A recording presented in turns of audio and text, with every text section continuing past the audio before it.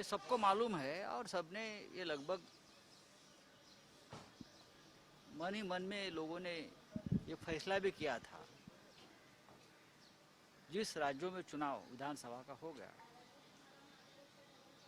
तमिलनाडु और पौंडीचेरी छोड़कर कहाँ भी सत्ता परिवर्तन नहीं होगा। पौंडीचेरी में सत्ता परिवर्तन होगा और तमिलनाडु में होगा। पश्चिम बंगाल में सबको विश्वास है तृणमूल कांग्रेस ही सरकार बनाएगी। केरल में भी सत्ता परिवर्तन नहीं हो रहा है, ये सबको मालूम है। तो अब चुनाव का पूरा जो माहौल है आज दोपहर तक खत्म हो जाएगा। देश के सामने सबसे बड़ा संकट है वो आज भी कोरोना का ही है। पूरे देश में अब देखो तो लोग भी ज़्यादा इंटरेस्ट नहीं ले रहे हैं इस चुनाव के रुझान में।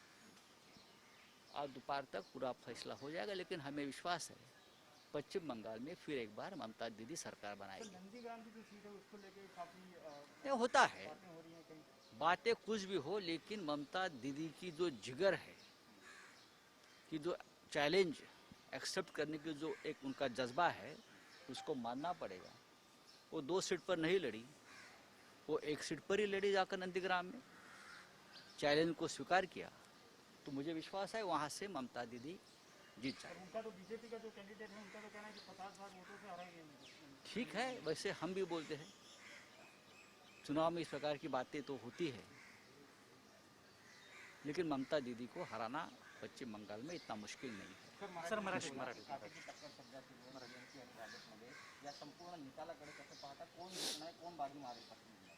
पश्चिम बंगालमध्ये आम्हाला सगळ्यांना विश्वास आहे की जेव्हा संपूर्ण निकाल हाती आलेले असतील तेव्हा ममता बॅनर्जी आणि तृणमूल काँग्रेस हे सत्ता स्थापन करतील, हे स्पष्ट दिसतंय. जरूर भारतीय जनता पक्षाचं त्यांच्या बांधणीचं त्यांनी ज्या प्रकारे एक नियोजन केलं त्याचं कौतुक केलं पाहिजे. त्यांनी प्रचंड मेहनत केली, तिकडे देशभरातून लोक आणले, प्रधानमंत्री तिथे जाऊन थांबले, देशाचे गृहमंत्री जाऊन तिथे डेरा टाकून बसले. या सगळ्या संकट काळामध्ये कोरोनाच्या राज्यांचे मुख्यमंत्री केंद्रीय मंत्र्यांना बसवलं, शक्ती प्रदर्शनं केली. त्याचा नक्कीच त्यांना फायदा होईल. तरीही ममता बॅनर्जी यांना पश्चिम बंगालमधून पराभूत करणं या घडीला सोपं नाही आहे. काठावर का होईना, बहुमताचा आकडा कमी होईल कदाचित, पण संध्याकाळपर्यंत जेव्हा संपूर्ण निकाल हाती आलेले असतील तेव्हा अजूनही मला विश्वास आहे की तृणमूल काँग्रेसचं सरकार तिथे आलेलं असेल. कुठेतरी शेवटच्या 2-3 टप्प्यामध्ये कोरोनाचं संकट वाढलं का भाजपला बसू शकतो? कारण रॅली देखील नाही, भाजपला बसण्यापेक्षा तो ममता बॅनर्जी नहीं बसू शकतो. तुम्हें भाजपा का म्हणता? बीजेपी के नंबर जरूर बढ़ रहे हैं, जैसे लोकसभा में उनके नंबर बढ़े वैसे विधानसभा में बढ़ेंगे. मेहनत भी है, इन्वेस्टमेंट भी है, सब कुछ है. सर नंबर बढ़ रहे हैं, वैसे कोरोना के भी नंबर बढ़ रहे हैं. हमको चिंता है किसी के राजनीतिक नंबर बढ़ने से ज़्यादा हमें चिंता है कोरोना के नंबर बढ़ने की. आज प्रधानमंत्री ने और हमारे सुप्रीम कोर्ट हो और चाहे मद्रास हाई कोर्ट हो, साफ तौर से कहा है जो कोरोना का नंबर बढ़ रहा है उसके लिए जिम्मेदार चुनाव आयोग है. और जब जिस तरह से चुनाव का आयोजन किया था और जो नियंत्रण में नहीं रखा कि भीड़ को, उसकी वजह से ही कोरोना का नंबर बढ़ रहा है. प्रदेश में डेड बॉडी आपण मोजतोच आहोत, मोजावी लागली काय.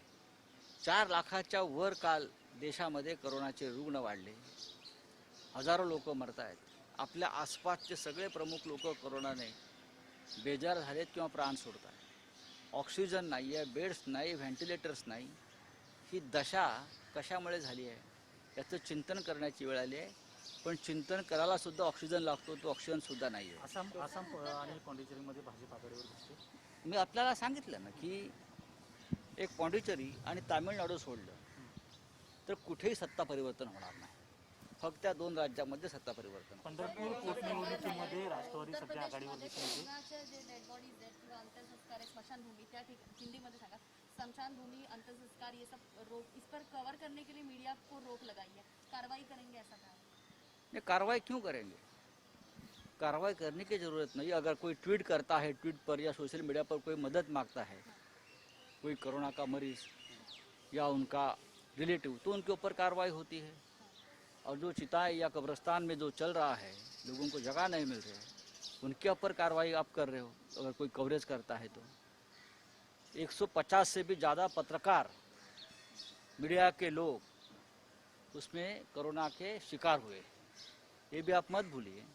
सरकार ने ऐसी हरकतों से बाज आना चाहिए। लोगों को सच का सामना करने दो, और सबसे पहले सरकार को सच का सामना करना पडेगा। सर पंढरपूर पोटनिवडणुकी मला वाटतंय की पंढरपूरची जागा राष्ट्रवादी राखेल, पण मला अजूनही तसं स्पष्ट मी बोलणार नाही, कारण तिथे सुद्धा वरखाली सुरू आहे। आणि बेळगावमध्ये जो असेल तो महाराष्ट्र एकीकरण समितीसाठी बोनस असेल। ओके. आमची अपेक्षा आहे की ह्या निमित्तानं सीमा भागातला मराठी माणूस एकवटला, एका झेंड्याखाली एक झाला, आम्ही सगळ्यांनी प्रचार केला आणि मराठी माणसाचं संघटन पुन्हा एकदा बेळगावला उभं राहत आहे। हा आमच्यासाठी आनंदाची गोष्ट आहे। धन्यवाद. ओके.